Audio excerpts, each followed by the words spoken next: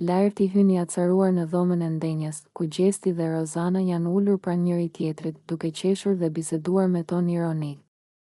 Ai i vështron me nervozizëm dhe, pa u menduar 2 herë, vendos t'i përballet hapur. Mjaft më me këto lojëra. Po e shihni vetë se çfarë po bëni. Po luani bashkë dhe po silleni sikur jeni mbi të gjithë të tjerët. Thot ai me një zë të ngritur, duke u afruar drejt tyre.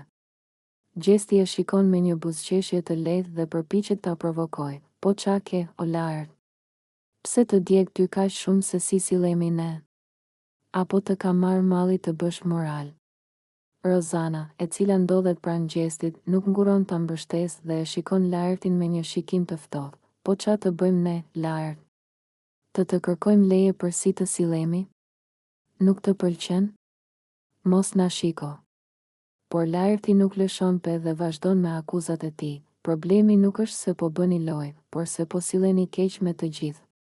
Ju nuk keni asnjë respekt për banorët e tjerë dhe thjesht po mundoheni të manipuloni situatat për të dalë mirë.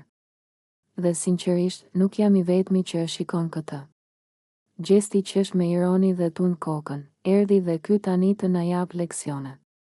Laert, më fal, po ti që pretendon se je i ndershëm, mos je më i keq se ne? Apo thjesht nuk të pëlqen që nuk je pjesë e lojës sonë? Laerti, tashmë edhe më i acaruar, shtrëngon grushtat dhe thot me një ton të prerë, unë nuk kam nevojë të bëj lojë të ndyrë si ju. Unë jam i njëjtë si ditën e parë dhe nuk kam nevojë të mashtroj apo të manipuloj njëri. Por ju të dy, po e bëni këtë gjë hapur dhe është turp. Rozana, duke mos dashur të duket e dobët, e kundërshton menjëherë, ti po na akuzon ne, por realisht je ai që po kërkon vëmendje. Nuk mund ta durosh faktin që nuk je pjesë e grupit ton dhe tani bën sikur je i moralshmi i shtëpisë. Hipokrizi e pastër.